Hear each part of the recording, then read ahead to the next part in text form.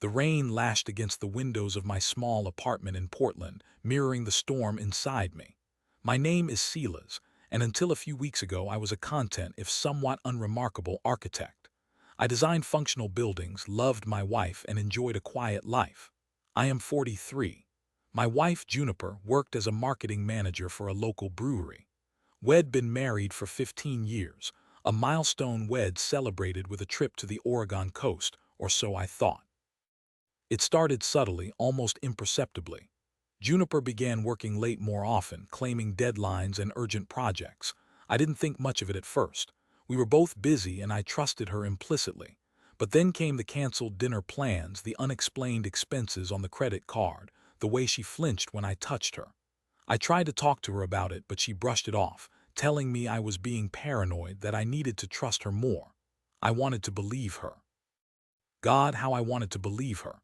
But the gnawing feeling in my gut wouldn't go away. One evening, Juniper said she had to attend a conference in Seattle.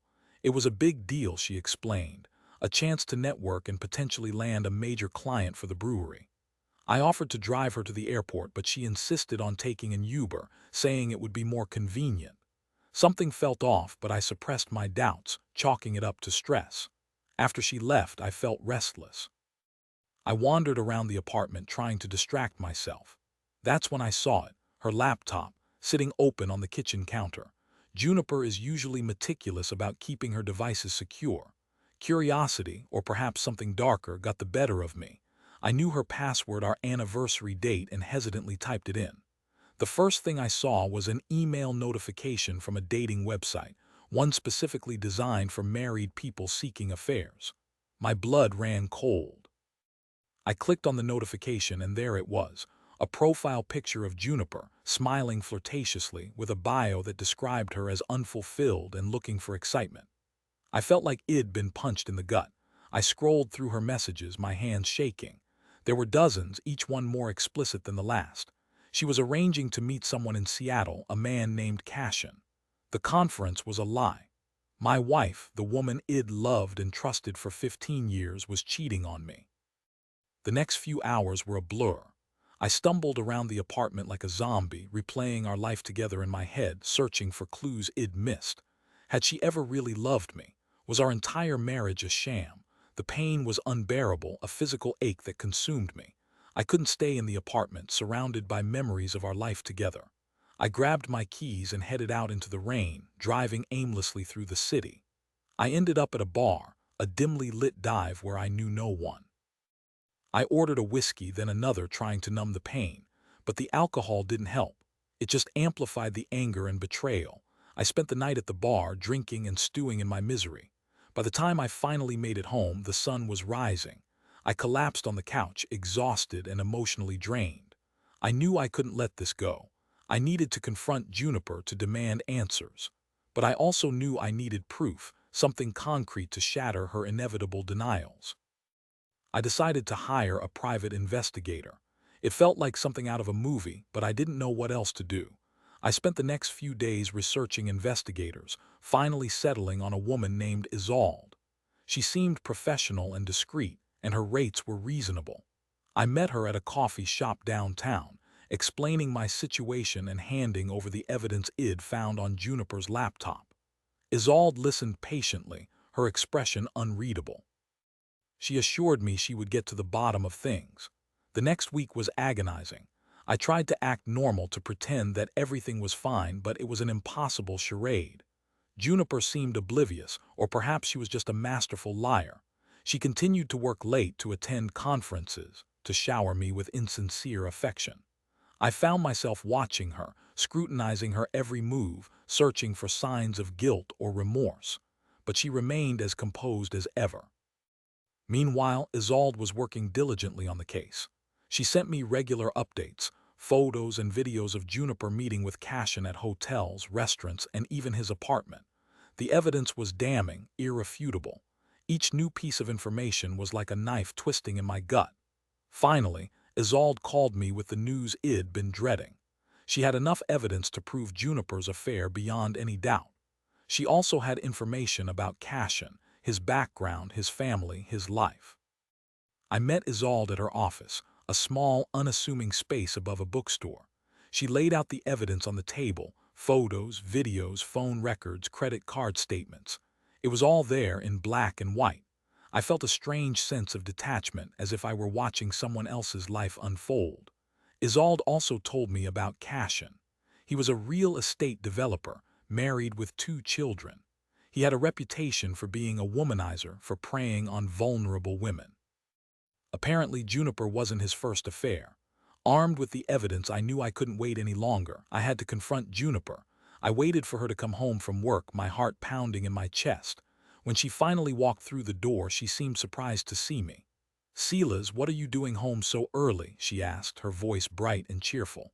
I took a deep breath and held out the photos. "I know about Cashin," I said, my voice trembling. Juniper's face paled. She stared at the photos, her eyes wide with disbelief. What is this?" she stammered, trying to regain her composure.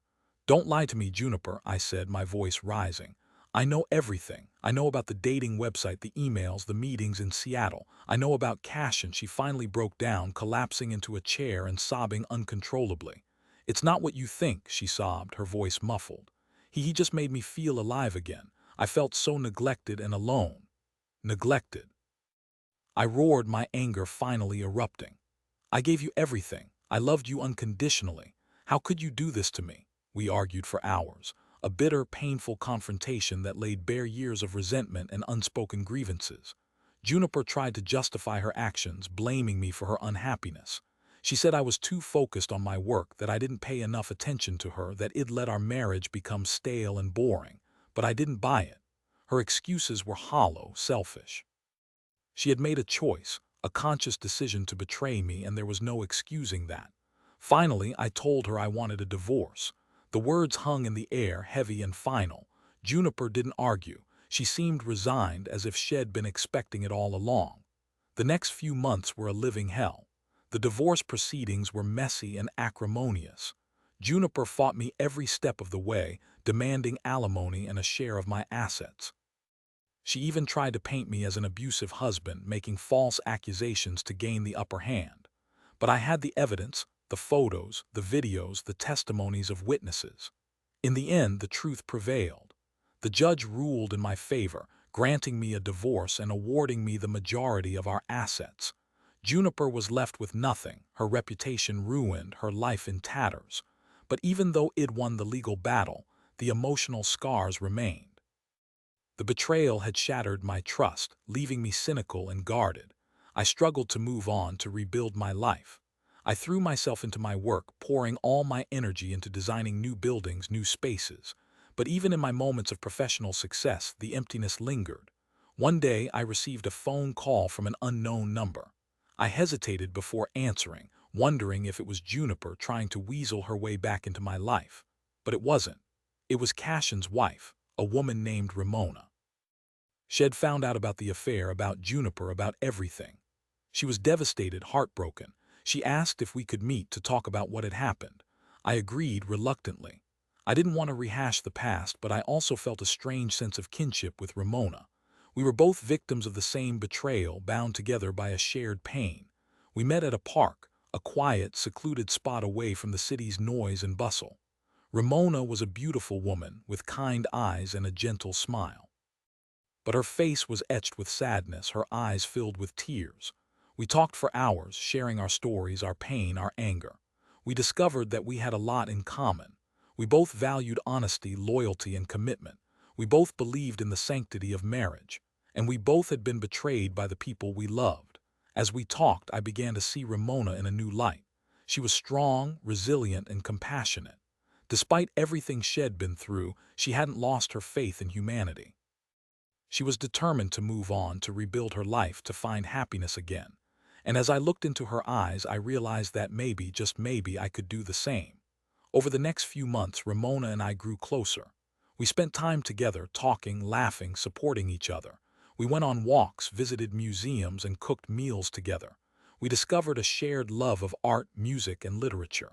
And slowly, tentatively, we began to fall in love. It wasn't easy. We both had baggage, wounds that needed to heal. But we were patient, understanding, and committed to building a new life together. a life based on honesty, trust, and mutual respect. One evening, as we were sitting on my balcony watching the sunset over the city, Ramona turned to me and smiled. "You know, Silas," she said, "I think we were both incredibly unlucky to have been betrayed by the people we loved. But maybe, just maybe, we were also incredibly lucky to have found each other." I smiled back, taking her hand in mine. "I think you're right, Ramona," I said. "I think we were." We eventually got married in a small, intimate ceremony surrounded by our closest friends and family. Juniper wasn't invited, of course. She had moved to another city trying to escape her past. I heard through mutual acquaintances that she was struggling, that she was still bitter and resentful. But I didn't care. I had moved on. I had found happiness again with a woman who loved and respected me, a woman who would never betray me. My life wasn't perfect. The scars of the past would always be there. But I had learned a valuable lesson, that even in the darkest of times there is always hope, always the possibility of finding love and happiness again. And that, I realized, was something worth fighting for.